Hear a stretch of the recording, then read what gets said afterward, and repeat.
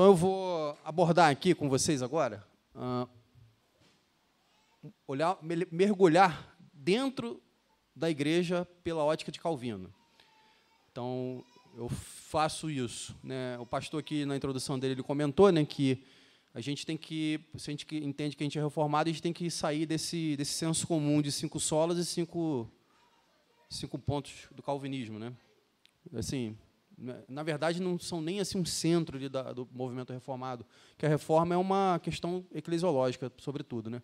Então, a gente tem que sair um pouco disso. A gente fica muito numa discussão soteriológica, né, de salvação, e, às vezes, a gente não entende exatamente o chão de fábrica ali da discussão sobre a reforma. E Calvino ele é um cara que contribui por vários motivos, né? Primeiro que o pensamento dele é o pensamento da reforma, né? Isso aí, qualquer biógrafo, qualquer pessoa que olhe para trás para estudar a reforma protestante vai dizer que Calvino é o sistematizador da reforma. Calvino ele é quem dá estrutura teológica, intelectual e bíblica para as bases da reforma. Então, ele é o teólogo da reforma. Nem Lutero foi, embora Lutero fosse um excelente teólogo, embora ele tenha se concentrado em purificar a doutrina e a teologia dos desmandos da Igreja Católica, é Calvino quem vai sistematizar isso. E ele é um pensador brilhante. Assim, eu recomendo o estudo dele. É uma pessoa que é um daqueles caras que mudam a sociedade, né? Você tem Paulo, você tem Aristóteles, você tem Gabigol, quer dizer, você tem de novo, né? Você tem grandes nomes, Winston Churchill, são homens que vêm e são luminares, né? Eles mudam a sociedade. Mas Calvino é um deles na sua época, porque a reforma de Calvino ela é uma reforma que ela começa na igreja, dentro da igreja, mas não fica restrito dentro da igreja. Ela vai para o mundo, vai para a sociedade. Inclusive, eu recomendo 2 livros sobre ele. Na verdade, não é a biografia dele, mas sobre o pensamento dele. Um é A Força Oculta dos Protestantes. Excelente livro, recomendo que leiam, que é de André Bieler, é um suíço, da onde que Calvino fez a reforma dele. Outro livro do mesmo autor, de André Bieler, que é O Pensamento Econômico e Social de Calvino, que é também um livro espetacular, um livro que me ajudou muito a perceber o quanto que eu era muito mais influenciado pelo capitalismo do que apenas restritivo ao socialismo. Então, eu percebi que a gente tem que sair dessas bolhas que, às vezes, a gente entra. Então, Calvino, do ponto de vista também econômico, social, era brilhante. Então, a gente vai entrar no pensamento dele. Então, hoje aqui eu vou me concentrar em ver com vocês o capítulo 1 do livro 4 das Institutas, que é onde ele aborda o pensamento que ele tem sobre a igreja. Então, ele define para ele o que é a igreja. Então, muitas das coisas que a maioria das citações que eu vou apresentar aqui para vocês é desse livro, aliás, é do capítulo 1 e alguns do 15 e 16, que fala sobre ceia e batismo.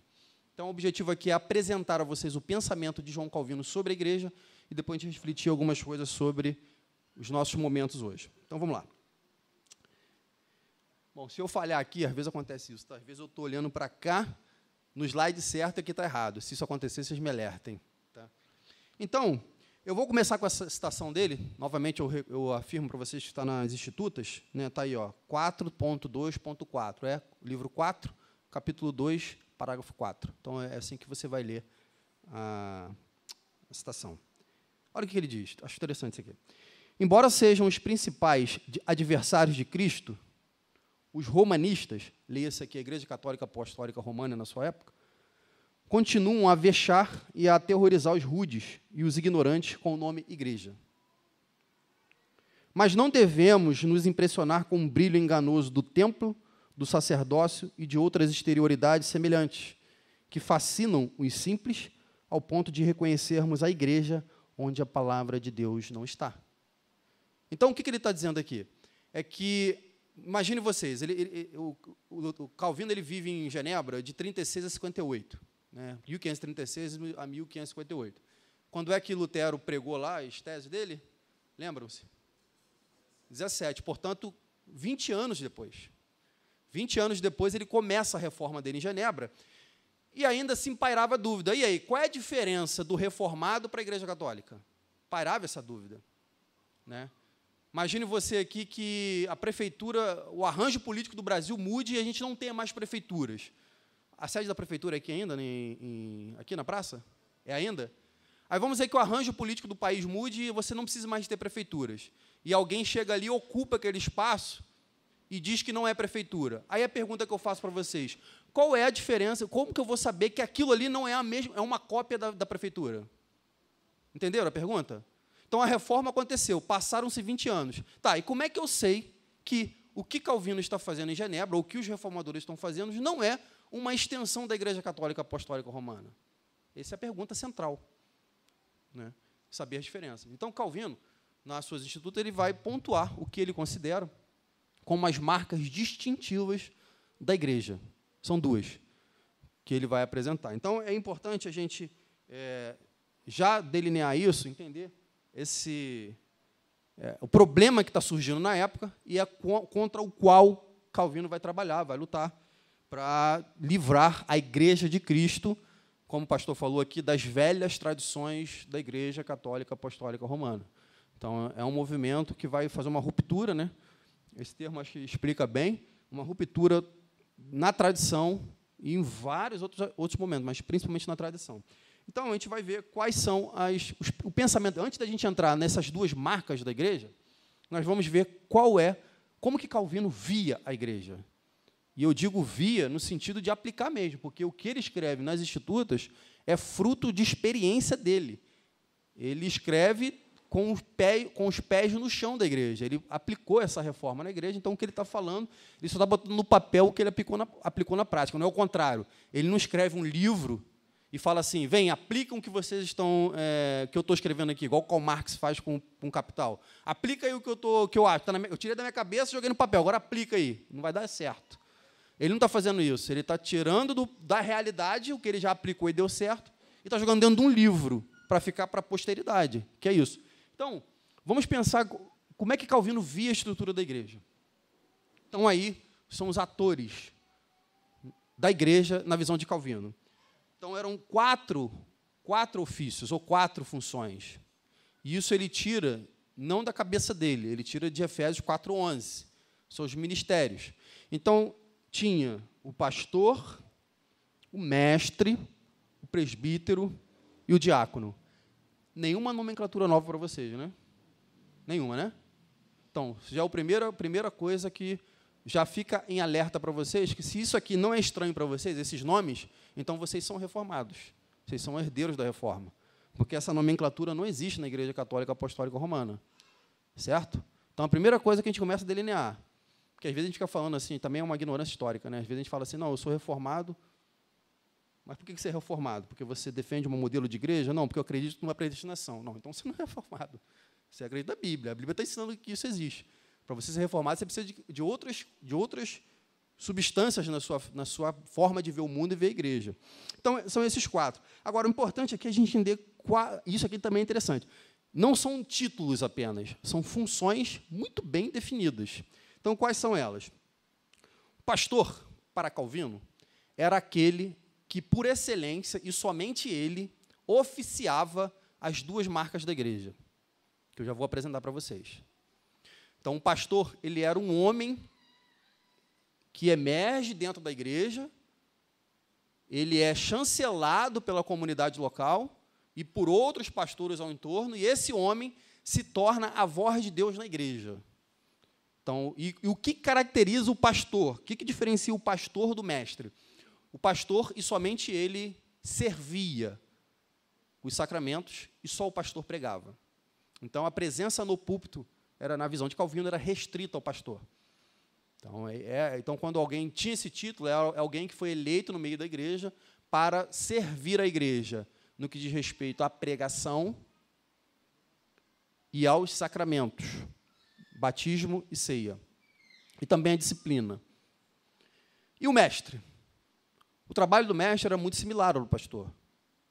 Só que o mestre, a diferença dele para o pastor é que ele não servia os elementos. Ele não pregava em culto público e ele também não servia. Ele não batizava e ele também não servia a ceia. Então, a sua função era ensinar, ou usar uma nomenclatura um pouco mais antiga, catequizar, ou uma nomenclatura mais moderna, discipular.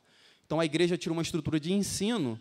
Se a igreja local tivesse uma estrutura de ensino, esse homem aqui, esse mestre, ele seria o encarregado de desenvolver essa estrutura de ensino dentro da igreja.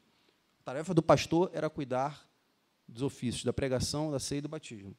E o presbítero? O presbítero, vou usar um termo aqui pejorativo, mas porque é quase isso naquela época. Inclusive, esse é um dos críticos, os críticos de Calvino o criticam por causa justamente do seu excessivo zelo com a doutrina. O presbítero ele era o policial da época. Era ele quem andava pelas ruas, estava no meio das multidões, para ver se as pessoas se havia um conflito entre o que elas criam e o que elas cantavam no domingo para o que elas viviam no dia da semana. Então, o presbítero é aquele cara, é o espião, é o policial, é o delegado. Então, é aquele teu amigo que você vai para o estádio com ele, vê o futebol, e chega lá, você solta um palavrão. Quem nunca, quer dizer? Aí você solta um palavrão no meio do estádio, aí o presbítero está do seu lado. Ele, rapaz, domingo a gente vai conversar.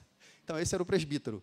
Então, ele era, vamos dizer assim, o fiscal, né, da conduta da igreja. Então, todo ato disciplinar na igreja começava pelo discípulo, pelo presbítero.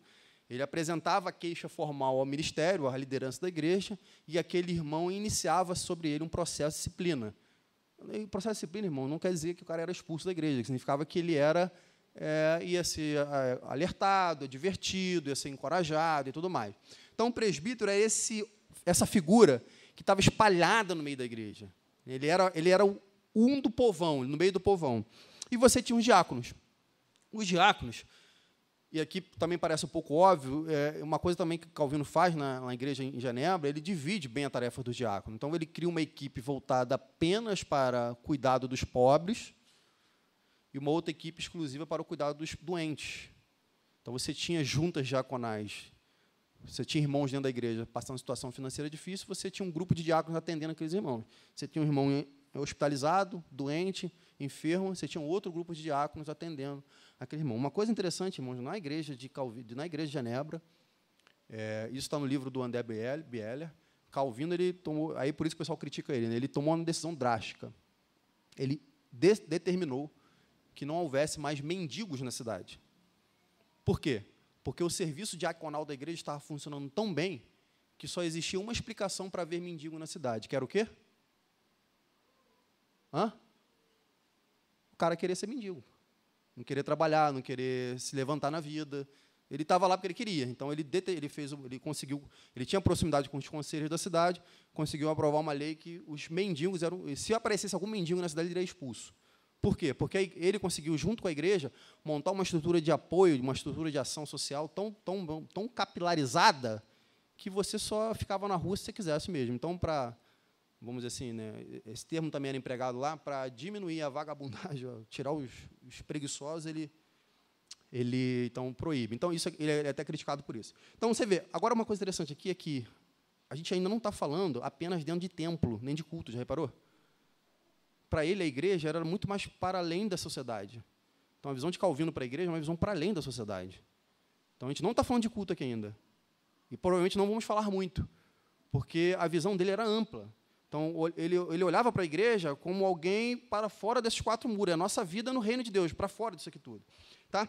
Aí, uma outra coisa também que ele inova, que aí é uma primeira diferença, né, uma outra diferença para a igreja católica, é que você tem, dentro da estrutura da igreja de Genebra, o chamado laicato. Alguém já ouviu falar esse termo? Alguém nunca ouviu falar nesse termo? Nunca ouviu? Laicato é de laico, ou de leigo. Né? São aquelas pessoas que não eram formalmente encaminhadas pela igreja para fazer uma tarefa. Vou traduzir. São os voluntários. Então, o Calvino ele inova. Isso não existia na igreja católica. A Calvino ele inova, ele cria, então, corpos de serviços, de voluntariados, que eram baseados em laicatos. Então, leigos, pessoas leigas que recebiam uma instrução mínima e para que elas servissem uns aos outros. E quem eram esses leigos, os laicos? Eram os mestres, presbíteros e diáconos. Esses homens, essas figuras, essas funções, elas não eram formalmente, no sentido de... eles não eram representantes da igreja perante a comunidade local. Eles eram um dos outros, mais um entre os outros, diferentemente do pastor. O pastor não, o pastor ele era um oficial. O que é o oficial? É aquele que fala, aquele que a igreja elegeu para ser a voz de Deus da igreja para ele. Então, só o pastor detinha esse título. Inclusive, a Igreja Presbiteriana do Brasil, ela sustenta esse título ainda, né? Então, o oficial da igreja... Quem é o oficial da igreja? É o reverendo, é o presbítero. É aquele que fala pela igreja, e só ele pode falar pela igreja. Então, se chegar uma pessoa e levantar assim, olha, a igreja, a partir de amanhã, vai ensinar que... Não sei, ensinar qualquer coisa errada. O que a outra pessoa está falando não tem nenhum valor, porque ela não é oficial da igreja, ela não fala pela igreja. Então, isso significa ser oficial. Então, só o pastor, na estrutura eclesiástica Calvino, era responsável, era o oficial, era aquele que falava pela igreja. Né? Aí, olha que interessante essa frase dele aí. Qual é a alegria de um pastor? Isso aqui é bonito no pensamento dele. Né? Como, porém, uma igreja bem ordenada é a glória e a coroa do pastor, o que é uma igreja bem ordenada? É onde essas funções funcionam de forma harmônica. Né? Olha o que ele diz. Como uma igreja desse nível ela é a coroa e a glória do pastor, olha que maneiro, ele não pode se regozijar em nada a respeito disso, exceto na medida em que a salvação das almas esteja em questão. O que ele está dizendo é o seguinte, a estrutura da igreja não foi feita para ser um fim em si mesmo, ela foi feita para salvar almas. A alegria do pastor não é uma igreja bem estruturada, a alegria do pastor é a alma se convertendo a Jesus. Então, a estrutura ela tem que existir para permitir o progresso do evangelho, para que a palavra de Deus flua, para que as pessoas aprendam, para que as pessoas sejam discipuladas. De forma que o pastor ele faça churrasco, ele solte fogos, não porque existem presbíteros, mestres, diáconos instituídos formalmente, mas porque as almas estão chegando ao conhecimento de Cristo. Isso aqui é uma coisa interessante, porque eu conecto isso aqui com a aula anterior do pastor. Igreja reformada sempre se reformando. Os reformados, nós reformados, é um perigo que nos ronda, nos apaixonarmos pelas nossas ideias. Né? A gente tem um perigo de ficar apaixonado pelas nossas estruturas, sendo que o nosso foco não é aquilo que inovamos, não é aquilo que inventamos. O nosso foco é a glória de Deus, é promover a glória de Deus pelas ideias que Ele nos dá. Algumas ideias, com o passar do tempo, elas podem mofar, naturalmente. Temos que ter a sabedoria bíblica para entender que essa ideia aqui, ela precisa ser substituída. Por quê? Porque a gente não para no tempo. A igreja reformada está sempre se reformando, ressalvando aquilo que o pastor falou. Isso não significa revisar a doutrina, revisar a Bíblia, revisar a fé. Significa revisar, às vezes, aquilo que encaramos como medidas reformadoras no nosso meio. Né? Agora nós vamos fazer mais igreja, não vamos fazer mais culto em tenda. Aliás, vamos fazer agora só culto em tenda. Ok, bonito. Agora, a partir do momento que você diz que só o culto em tenda é o culto de Deus, você já está envolvido em tradicionalismo. Então, é isso que ele está querendo dizer. Ele está resgatando aqui o valor da estrutura, mas sem dar a ela um título de idolatria, vamos dizer assim. Uma outra coisa interessante sobre Calvino é como é que ele chama a igreja, o pensamento dele. Ele chama a igreja de a mãe dos eleitos. É um termo que é bonito, mas que pode assustar. Porque no ensino da Igreja Católica, a Igreja Católica é a mãe. É a mãe de Deus. Né? Vamos dizer assim, na eclesiologia católica, a Igreja Católica é considerada como se fosse a mãe de Deus. Então, Jesus está protegido a Igreja Católica é como se fosse Maria, e Jesus está protegido pela Igreja, nesse sentido. Mas Calvino ele retoma esse conceito de mãe, mas não no sentido de que ela é a mãe de Deus, ela é a mãe dos eleitos. Agora, em que sentido ele está ensinando isso? Isso aqui é importante a gente perceber como é que isso reflete a visão dele sobre a igreja. Olha o que ele diz aqui no canto esquerdo aí. Não é lícito separar as duas realidades que Deus uniu, a saber, que a igreja é mãe daqueles de quem Deus é o Pai. Então, a gente já está pensando aqui no casamento, né, em Cristo a igreja. Então, a igreja fosse a mãe dos eleitos. Agora, ela é mãe em que sentido? Aí, no outro parágrafo, eu coloco do lado direito para vocês. É no sentido de que ela gera os eleitos. Eu já vou entrar no que significa eleito aqui. Ela gera em seu interior, em seu ventre. É no ventre da igreja que os eleitos renascem.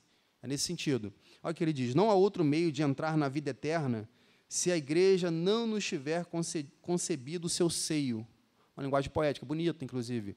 Então, não é possível entrar na vida eterna se a igreja não nos tiver concebido o seu seio, dado à luz, amamentado, né? Ou seja, se a igreja não fornecer ao eleito o seu nutriente. Reconheçamos, pois, que não se pode esperar remissão dos pecados, nem salvação alguma, fora do grêmio da igreja. Olha que interessante, isso aqui pode ser distorcido.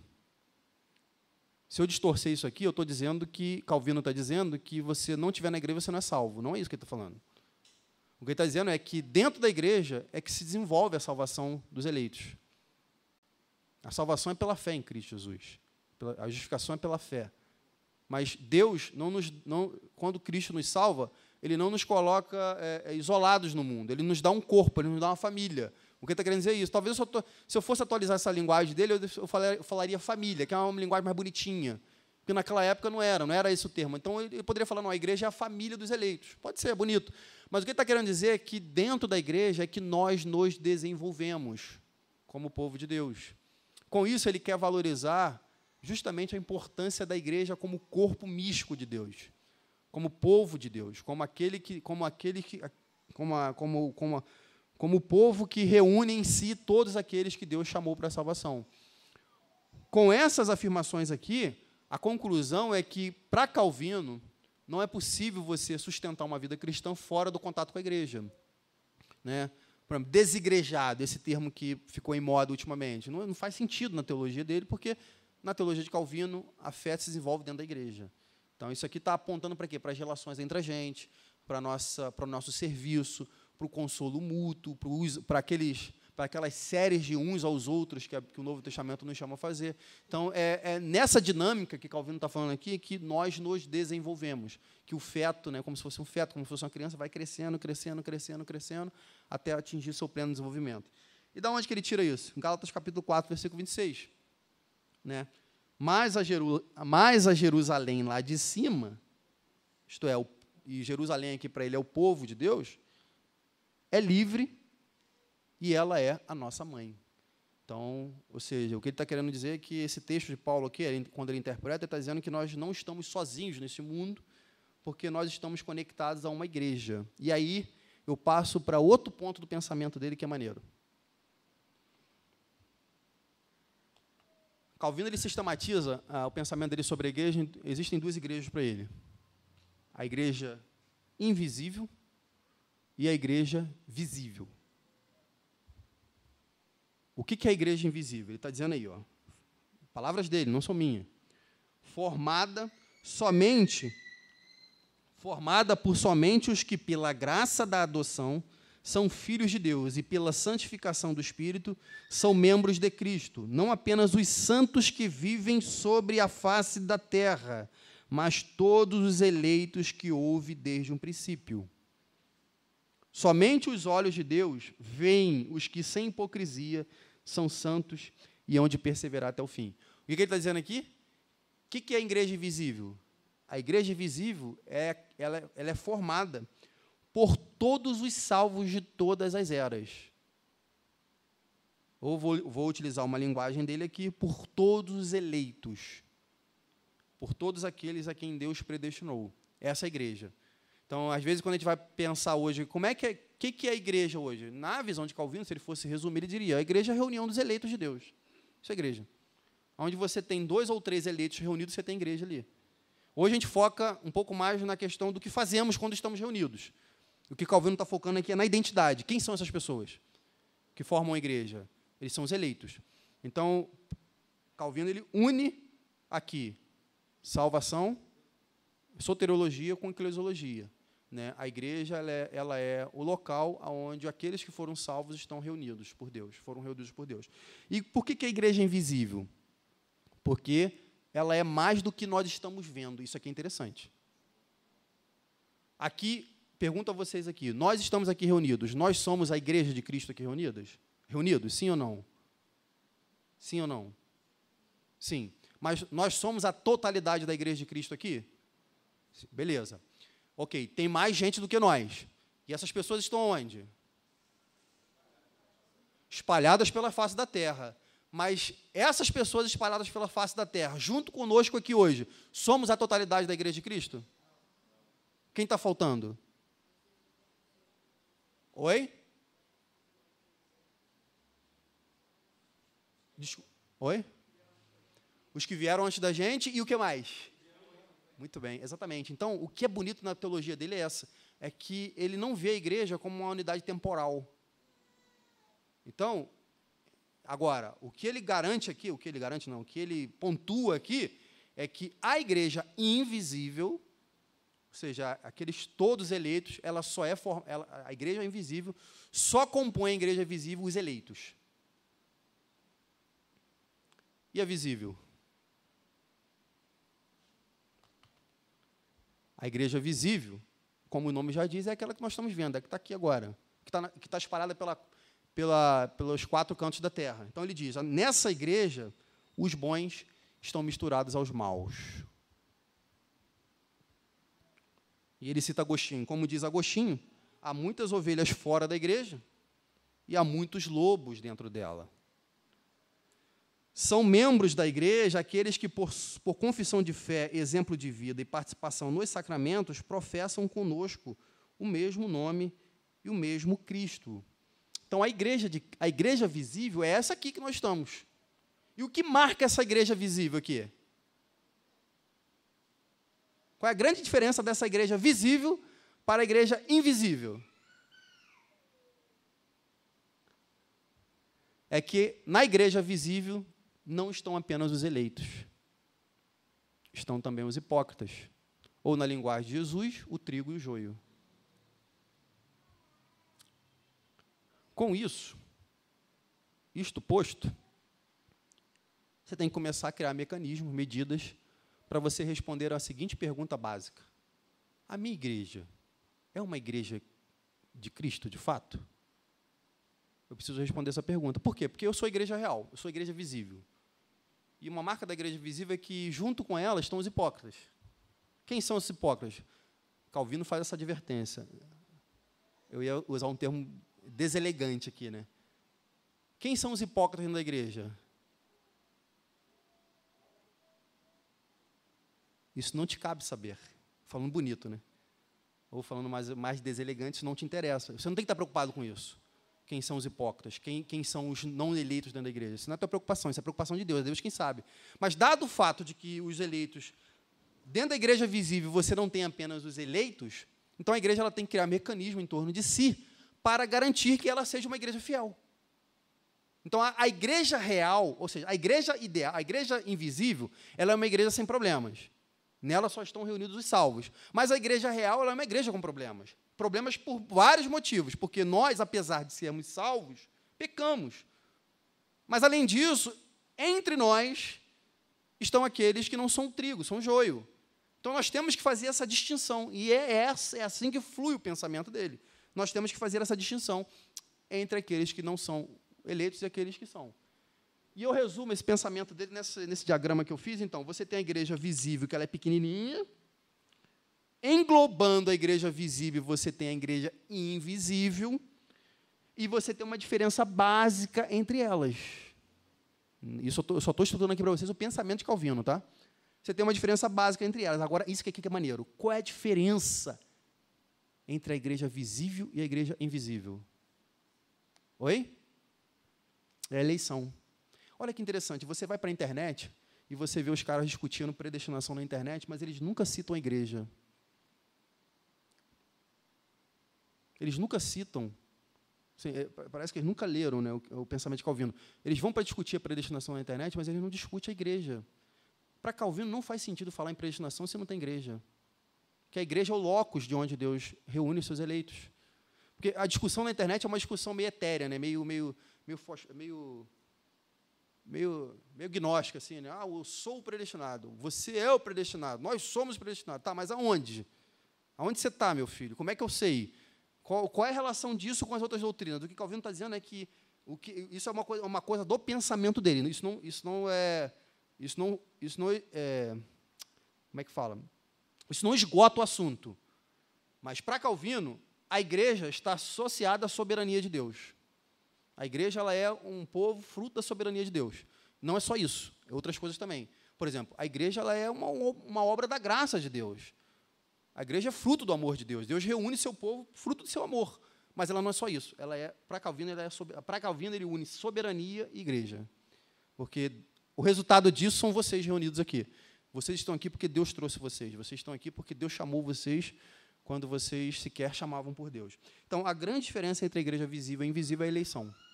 É que na invisível os eleitos estão reunidos. E na visível nem todos estão reunidos lá. Então, a igreja tem que pensar em soluções.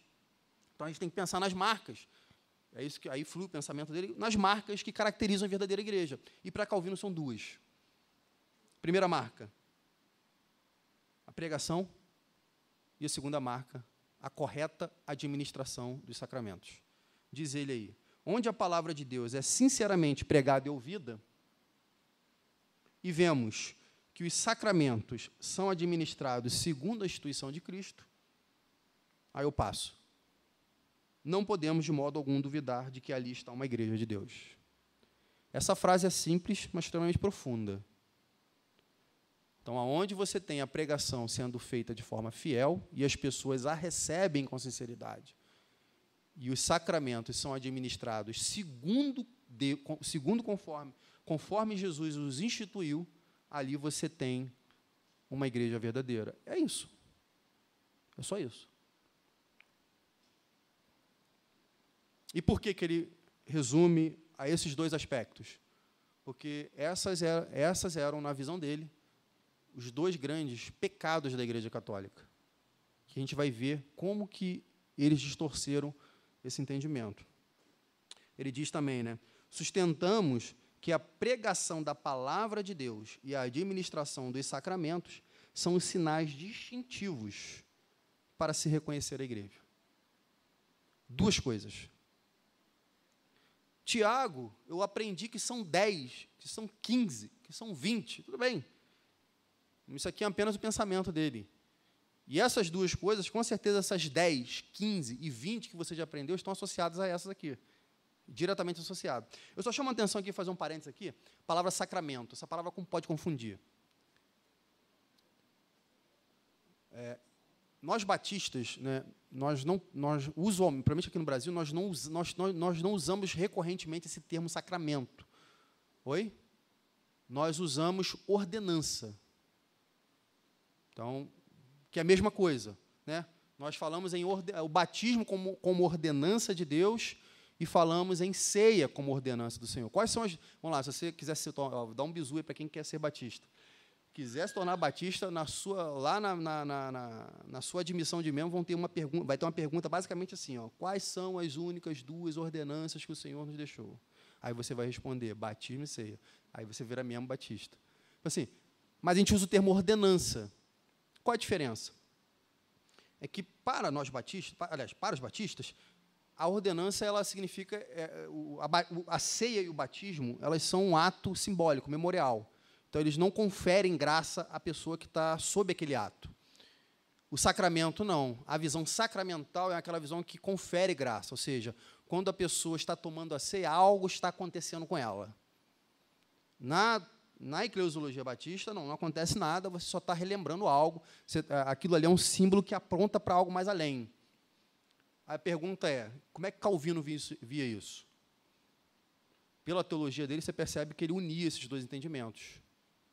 Eu vou mostrar para vocês na frente aqui, que para ele, essas duas ordenanças, eu vou usar aqui agora o termo batista, essas duas ordenanças, elas abençoavam o fiel, o cristão, mas, por outro lado, também elas não eram um fim em si mesmas, elas apontavam para algo além delas mesmas. Por isso que ele chama de sinal, de símbolo. Tá? Então, só para fazer essa diferenciação aqui. Então, sacramento. Agora, alguém pode perguntar assim, mas, Tiago, eu aprendi que a disciplina também é a marca da igreja. Calvino só fala dos dois? É só pregação e ceia e batismo? Ou seja, só pregação e sacramento? Sim, mas é porque, para ele, a disciplina, para ele, ela não era um terceiro pilar. Ela era o fruto da igreja. Ou seja, o fato de a igreja ser zelosa com a pregação e zelosa com a administração dos sacramentos, ou das ordenanças, isso circuncindava essas práticas com disciplina. E para que serve a disciplina, irmãos?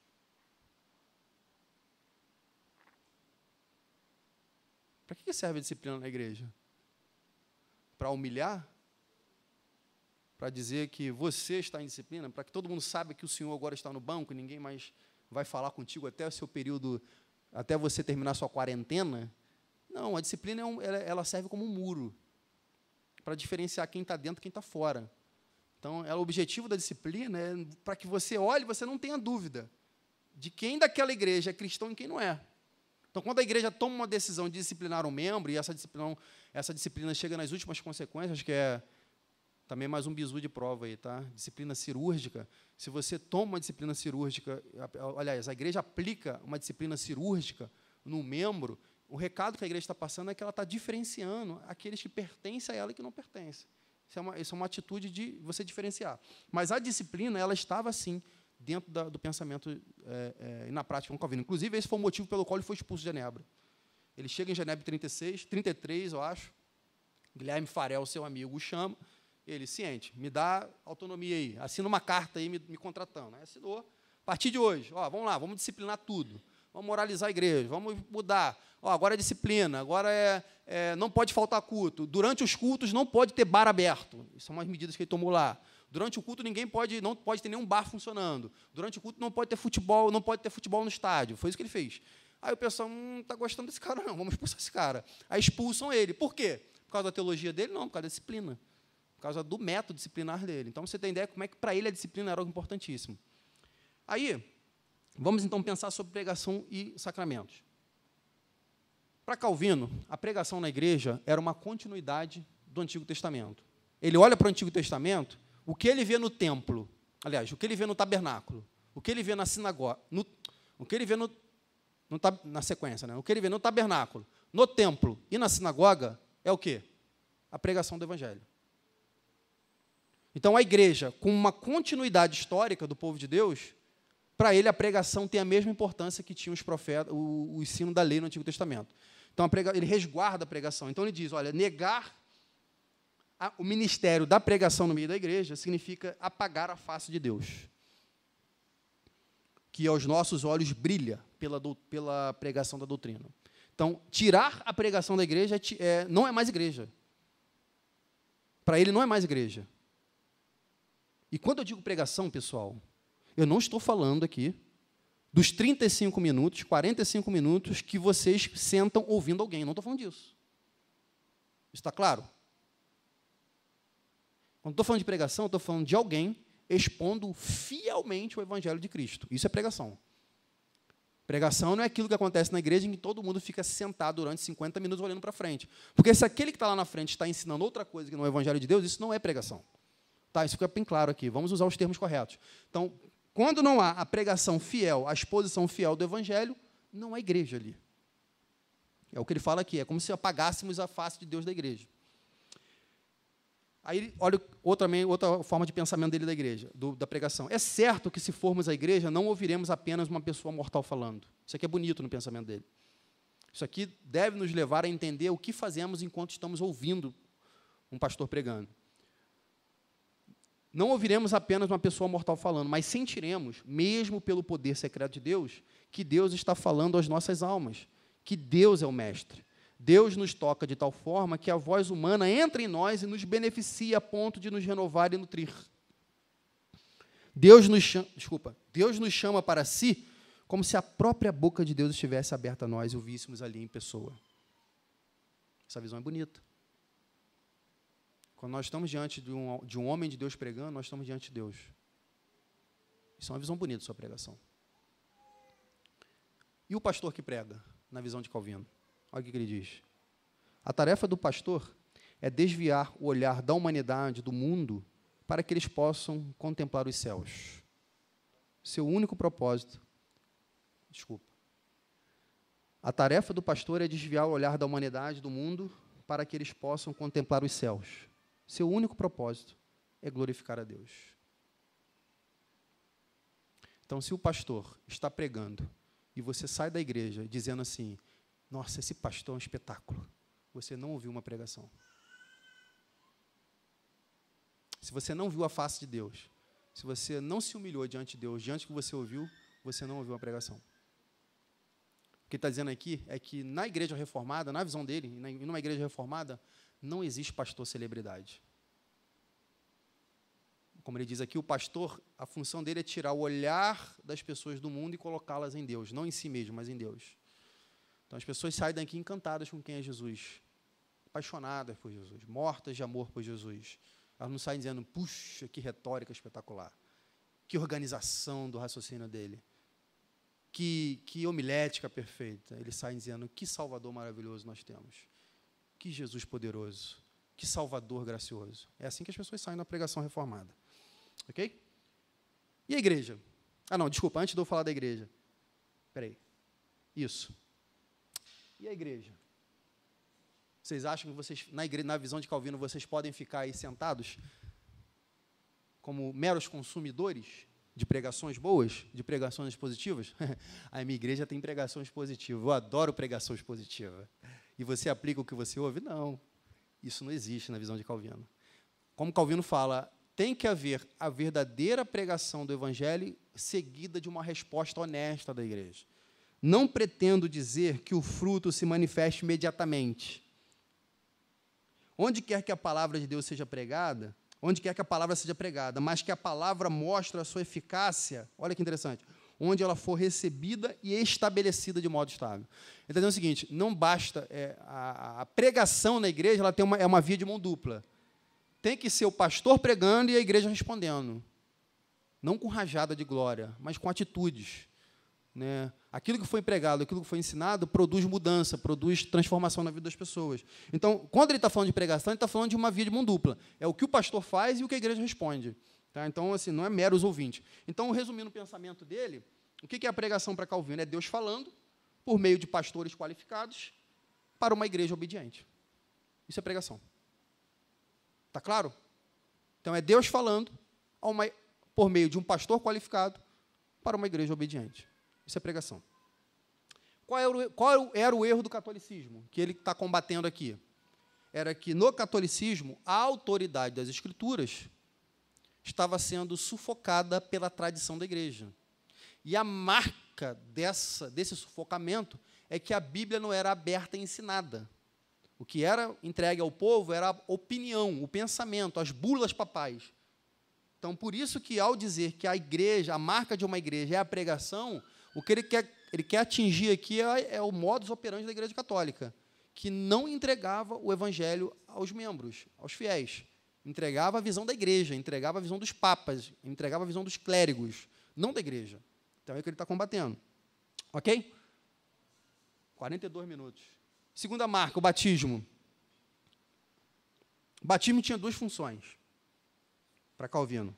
Primeiro, símbolo e diploma. Literalmente isso, né? Não literalmente, você não ganhava um diploma na época. Mas ele é um símbolo e um diploma dado pela igreja sobre a nossa purificação. Purificação que você pode trocar pela salvação. O batismo ele é feito pela igreja,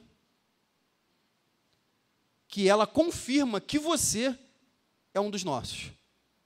Isso é o batismo.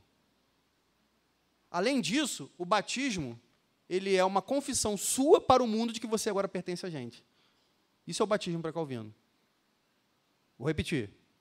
O batismo é uma declaração da igreja, ou seja, por isso que ela é feita na igreja, o batismo é feito na igreja, pelo pastor, né, pelo oficial.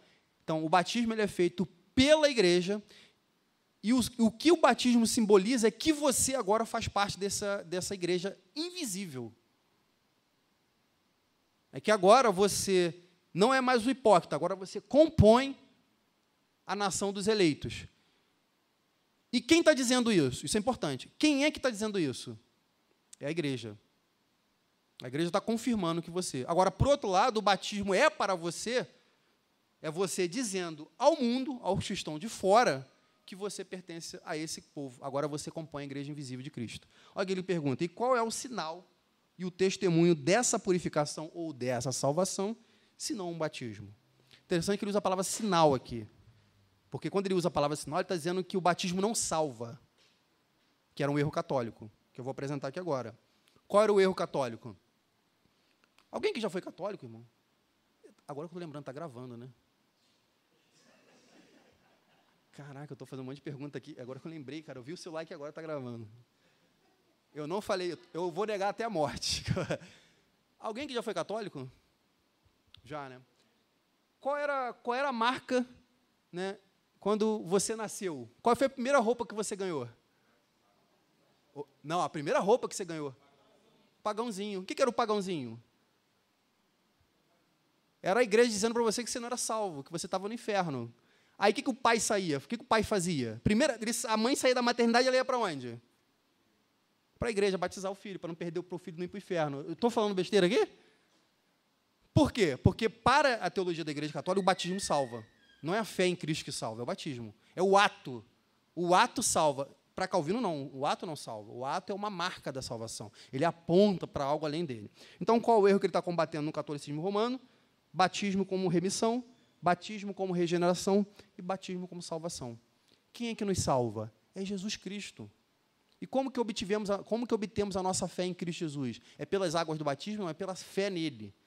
O batismo é uma marca, é um símbolo externo, chancelado pela igreja e testemunhado para fora, dizendo que nós agora pertencemos, na teologia de Calvino, à igreja invisível. Segunda marca da igreja é a ceia. Eu não vou ler esse texto todo, mas uma coisa bonita na teologia dele é que ele resgata o valor da ceia, porque, para Calvino, a ceia era o momento no qual nós desfrutamos, a igreja desfruta da sua intimidade com Cristo. E tinha uma visão muito bonita. Então, ele diz aqui, é nela que as promessas de Deus, é nela que as promessas são seladas em nós. É pela ceia que temos uma visão correta da salvação. É pela ceia que reconhecemos a grande bondade de Deus para conosco. É pela ceia que somos exortados a toda santidade e inocência. E é pela ceia que nos lembramos que somos membros de Cristo. Ao resgatar o significado da ceia, Calvino está resgatando aqui um valor importantíssimo, uma marca espetacular da igreja, que é a sua comunhão uns com os outros e com Cristo. Por isso que ele defendia, e ele aplicou isso em Genebra, a ceia ela era realizada todo domingo, todo encontro tinha ceia, porque a ceia ela era a materialização dessa comunhão. Novamente, eu repito, olha o que ele diz aqui, ela sela, olha só, por esta razão o Senhor instituiu para nós a sua ceia, a fim de assinar e selar. Esse selar aqui é o mesmo negócio do símbolo, de simbolizar a nós o que nós somos em Cristo, o que nós ganhamos com a cruz de Cristo, o que nos tornamos pelo sacrifício de Jesus Cristo. Então, a ceia, ela é, para Calvino e por excelência, esse ato que, quando a igreja se reúne para fazê-lo, para repeti-lo, ela te enche de esperança, de consolo, de conforto. Então, nesse sentido, ele já tem uma visão um pouco mais sacramental, ou seja, quando a igreja se reúne e ceia, ela está desfrutando de algo maravilhoso, só acontece na ceia. Né? Então, ou seja, há um benefício fluindo no meio daquele caminho. Eu acho muito interessante essa visão, principalmente quando a gente tende muito a fazer das nossas ceias apenas um ato repetitivo, sem significado, sem valor. Por isso que, se você reparar, irmãos, as grandes disputas de Calvino na época dele, eu vou perguntar, alguém poderia me responder aqui, quais são os grandes embates teológicos que Calvino se envolveu na sua época, em Genebra? Alguém saberia dizer? Não foi sobre predestinação, não foi sobre a igreja, não foi sobre política, foi sobre ceia. Os grandes embates teológicos de Calvino na sua época foi sobre a ceia. Porque, para ele, o erro sobre a ceia desmoronava a relação do cristão com a igreja e com Cristo. Desmoronava por completo. Quais são os erros do catolicismo que ele está combatendo? Primeiro, transubstanciação, que era o quê? Essa ideia de que Jesus se transforma no pão e no vinho. Então, para o católico, quando você participava da ceia, na verdade você não participava, né, você só via, você estava vendo Cristo ali de fato, literalmente. Isso é transubstanciação. Os reformadores, a igreja reformada, as igrejas evangélicas rejeitam esse ensino. Isso é uma herança reformada. Oi?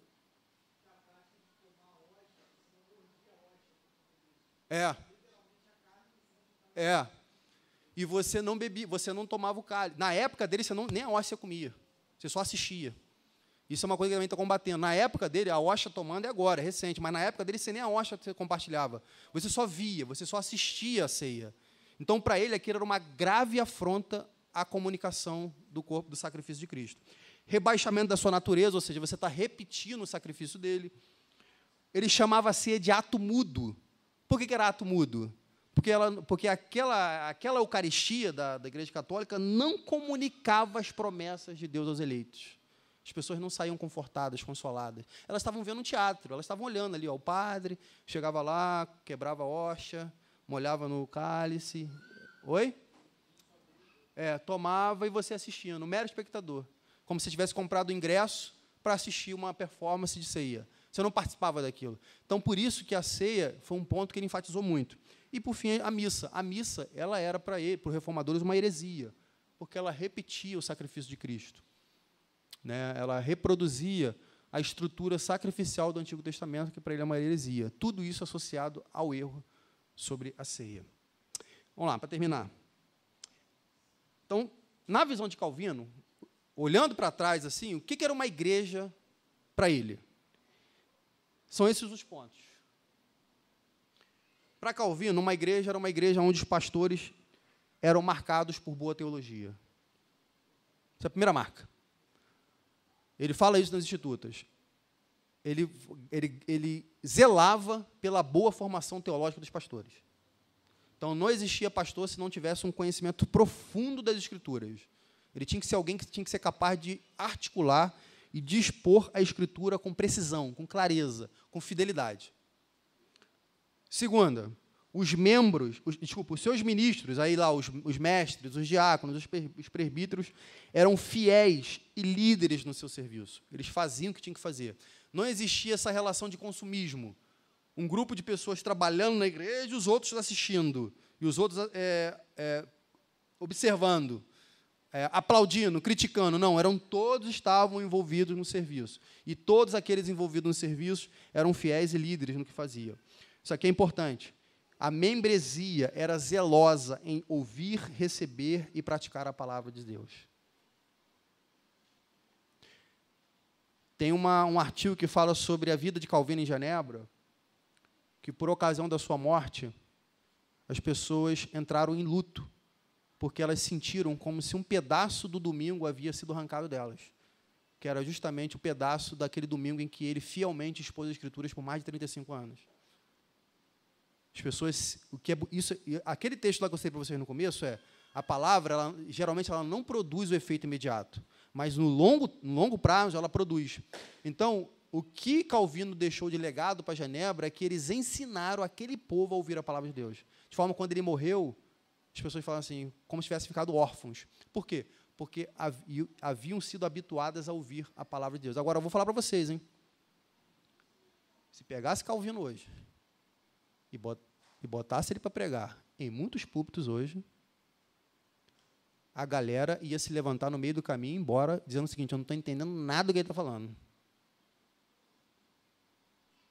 Falo isso com tristeza. E olha que, se você pegar os comentários dele, são muito simples. Você pegar as pregações dele que foram expostas em comentários, são muito simples de entender. A Instituta é difícil. Os seus tratados são difíceis, mas os comentários deles, bíblicos, são muito fáceis de entender. Ele é direto, ele é prático. Eu arrisco dizer que, se nós colocássemos, se pudéssemos resgatar uma pregação dele e colocássemos em muitos púlpitos hoje, muitas pessoas sairiam embora, porque elas não iriam suportar o que estão ouvindo, infelizmente. Esse ponto eu enfatizo aqui, irmãos. Uma igreja fiel é uma igreja em que o pastor prega fielmente a pregação, ao evangelho, mas também é uma igreja em que as pessoas ouvem atentamente a pregação. Né? Tem que também saber ouvir. A pregação das Escrituras também é uma marca característica da igreja, né? E a pregação expositiva. Calvino expôs todo o Novo Testamento. Eu acho que ele só não expôs Tiago e Apocalipse no Novo Testamento, ou alguma carta ali de João, não lembro. O Antigo Testamento quase todo, só os profetas menores, agora não lembro se foi Ezequiel que ele não expôs, ou seja, poucos livros da Bíblia ele não expôs. Então, assim, ele abriu literalmente a Bíblia para o seu povo, em 35, 36 anos de liderança em Genebra. Batismo e ceia como sinais visíveis de comunhão e de promessa. Irmãos, pode parecer bobeira, principalmente numa era em que a gente vive, em que a gente está muito habituado com imagens. Nós somos a geração da televisão, das redes sociais, nós temos dificuldade com a imagem. Por incrível que pareça, parece um paradoxo. A nossa visão ela é muito estimulada pelas imagens. Então, aquilo que nós não estamos vendo, nós temos dificuldade de compreender. Ceia e batismo é isso. Ceia e batismo não é um espetáculo visual. É um espetáculo simbólico. Ele aponta para algo que seus olhos não estão vendo. Por isso que a gente tende a banalizar o ato. Isso é um erro que a gente comete, mas é fruto da nossa geração, porque a gente é viciado em tela. né? E não é só a gente, mas nossos pais, nossos avós foram criados com tela. A introdução da televisão na nossa vida, no nosso cotidiano, mudou radicalmente a nossa visão do símbolo. O que significa isso aqui no nosso dedo? Nós não significamos, nós não, por que a gente usa isso aqui no dedo? Alguém sabe dizer? A gente perdeu o senso do que é símbolo, porque a nossa visão está muito cativada pela imagem, entendeu? Então, aquilo que nós não conseguimos ver, nós tendemos a ignorar. Então, se eu estou olhando uma pessoa sendo mergulhada dentro da piscina, e se eu só consigo ver uma pessoa sendo mergulhada dentro da piscina, eu não estou vendo nada, porque isso é símbolo. Eu tenho que entender o símbolo que está ali. Se eu estou vendo o pastor cortando um pãozinho para os Vita e servindo suco dentro de um copinho pequenininho, e a única coisa que eu vejo é um pedacinho de pão cortado e um cálice com suco de uva, se eu só estou vendo isso, eu não estou vendo nada. Porque é um símbolo. E ele resgata esse símbolo, é por isso que ele enfatizava muito isso. E, por fim, disciplina praticada e valorizada. As igrejas reformadas são caracterizadas, sim, por uma forte ênfase na disciplina. Porque aí eu começo a fazer uma ponte para terminar, eu já perdoe, tá, eu passei 5 minutos, mas eu tenho mais 50 ainda, que o Gustavo me passou, lembra que eu falei para vocês no começo aqui? Estou brincando.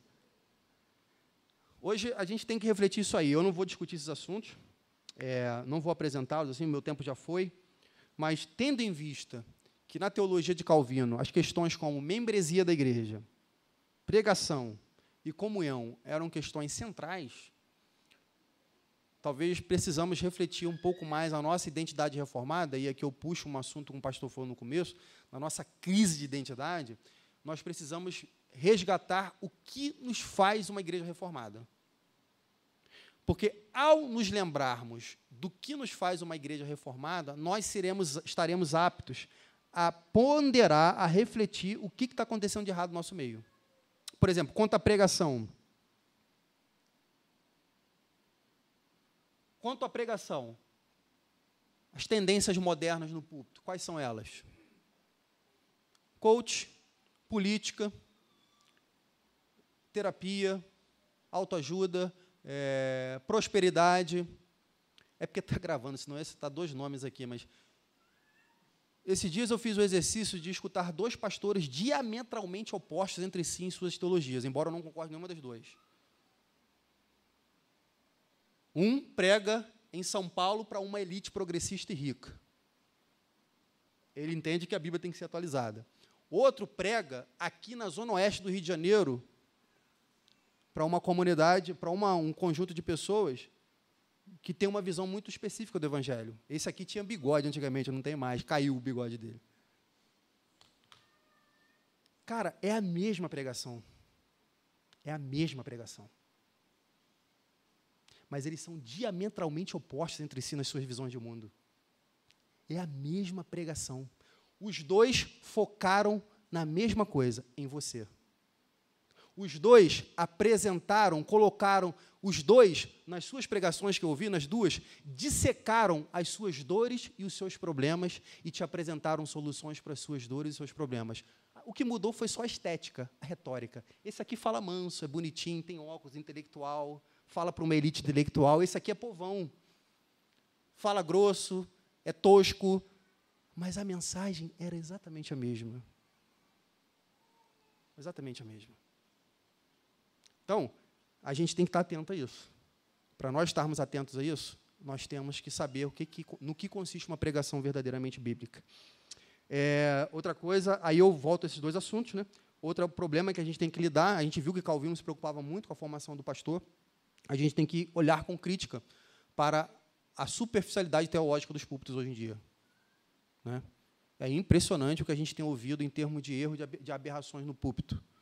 Infelizmente, o púlpito se tornou hoje, para muitos púlpitos, eu concordo com o pastor aqui, eu não quero ser genérico e abstrato, mas se você entrar em... De vez em quando, uns amigos abençoados me mandam os rios de Instagram para acabar com o meu dia. Olha isso aí. Aí eu abençoo ele, eu te abençoo em nome de Cristo. Mas você vê cada coisa, e são em diversas denominações diferentes. Aí você olha conselhos que são dados em cima de púlpito que expressam uma profunda ignorância bíblica e teológica do pastor. Isso a gente tem que ficar atento. Por fim, igreja visível. Eu acho, irmãos, é uma opinião minha, tá? Já estou terminando. Eu acho que hoje o nosso problema ele é muito mais voltado para a membresia do que para a doutrina. É uma opinião minha, você pode discordar. Hoje, nós não sabemos muito bem quem está aqui dentro, quem de fato é e não é cristão. Nós temos essa dificuldade.